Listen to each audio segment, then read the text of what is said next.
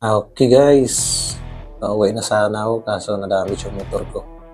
Ayan o. Buti nga ang bait ng disgrasya. Tinulungan niya akong ayusin. Tsaka para hindi na siya mahirapan o mamahalan. Siya na yung pinabayad ko sa, sa nasira at ako nang umayos. Instead na magbabayad kami ng labor, kaya ako na lang gumawa ng paraan para maayos. Tsaka hindi na siya malakyan ng damage o magustuhan ng mahal. Naawa rin kasi ako kasi may anak siya na may sakit. Galing po kasi sila sa hospital tapos dumiretso sila sa paralan. At nang pumarking siya ng inaasahan na pangyayari. nabangga yung akin, Tsaka hindi na ko damage. sinasadya na maging Kaya ako yung naawa ko sa anak na may sakit. Kaya ako nang gumawa. po. Sana boss, maoperahan na yung anak mo.